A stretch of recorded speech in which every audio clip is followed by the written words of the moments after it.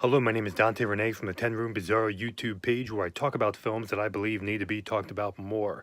Like tonight's film, this is 1973's Fleshpot on 42nd Street, and this is put out by Vinegar Syndrome. And from the hubbub online and everything, this was a really, really rare film, and I never heard of it before. It's directed by Andy Milligan, who I really just Vinegar Syndrome really got me to start to love him especially when I saw the film Seeds, which I absolutely adore, and you can find the video on that film on this YouTube page. But this is Fleshpot on 42nd Street from 1973. It's 87 minutes long. And the interesting thing is that there's two different viewing options. There's the director's intended presentation or the theatrical framing. The other interesting thing is that this is considered an X-rated film, but it's within that rating that I would say it's a very unique rating for this film, for a very unique film.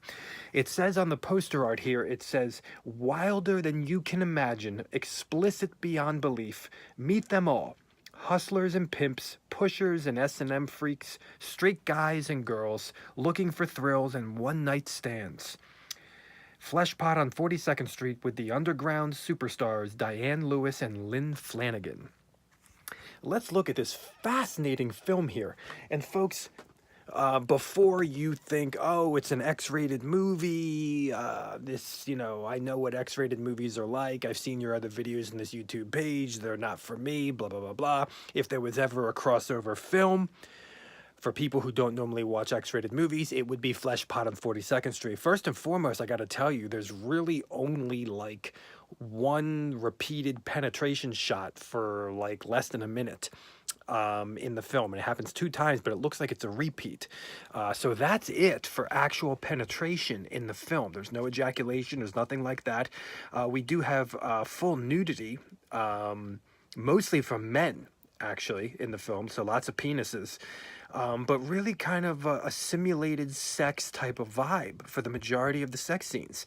And a lot of the time, the camera kind of cuts away and goes to another scene during a sex scene or at the start of a sex scene. So a very interesting quote-unquote X-rated film right here when you really only have one section of a penetration shot near the halfway mark, halfway to, a little bit further into the film.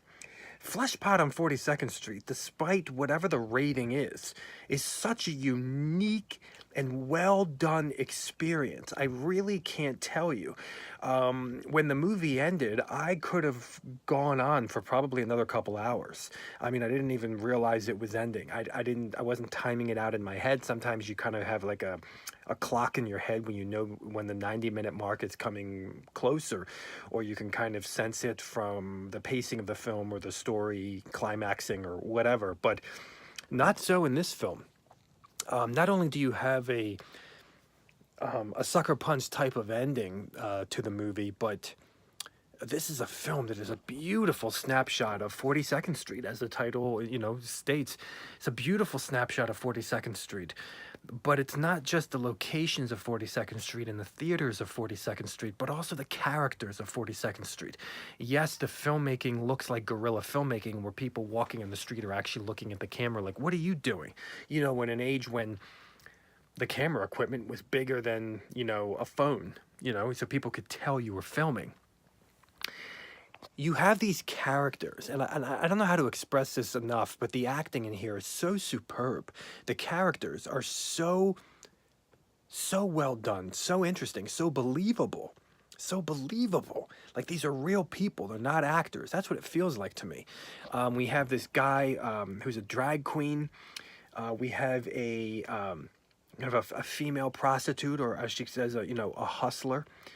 And we have some other prostitutes and some Johns, and man, we got a business guy who's on his own looking for love. We have robbers and thieves and pawn shop owners, and there's interesting themes running through the film on marriage and family and relationships. You know, you would not expect that Fleshpot on 42nd Street would be a dialogue-driven film, a character-driven film, but it is. It is so interestingly and entertainingly so. The dialogue, I mean, the dialogue seems real to me. It doesn't seem like anybody's memorizing anything. And man, there's this one really interesting taxicab scene where every bump the taxicab takes, you know, the camera bumps like this, and kind of the silhouettes of the people talking, maybe because they were using natural lighting, so it's just like a shadowy face. At times you can see the face a little bit more in the light. Interesting fades between scenes in this film, done very dramatically so. Very dramatically. This is a movie that is very dramatic. It's dark. It's also light and funny. And it's offensive in all the right ways, and it's also romantic and wildly sexual. I mean, we have, you know, different fetishes and kinks.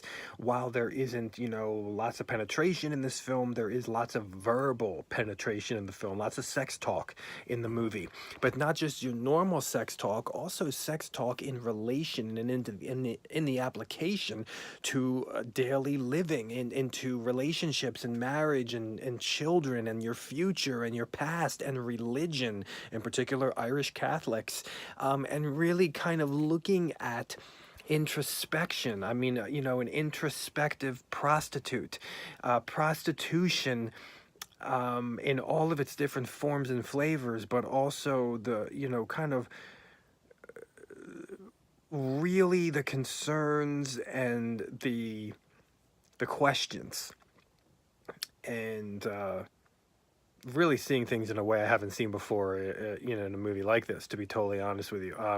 We also have broken friendships. This is a film of friendship, really, really great friendship, but also broken friendships. And you know, at times, the vibe of the film, especially at the beginning, really reminded me of Paul Bartel's Private Parts from 1972, which I looked at on this YouTube page. It's one of my favorite movies of all time.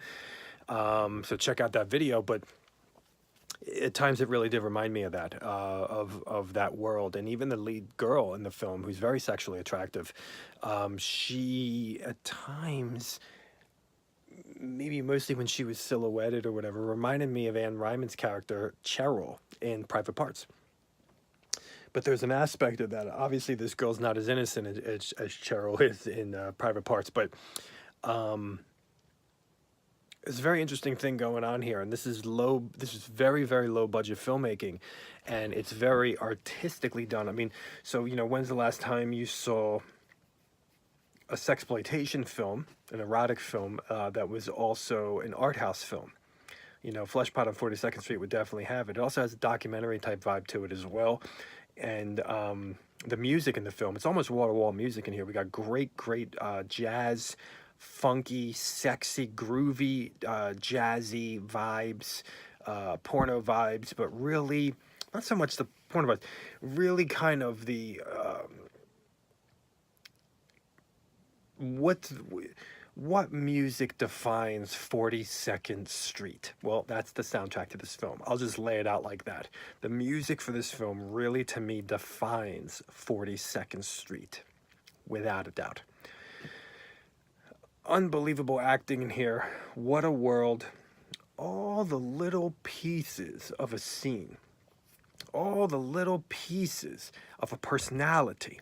See, a lot of things that a normal movie will miss, you know,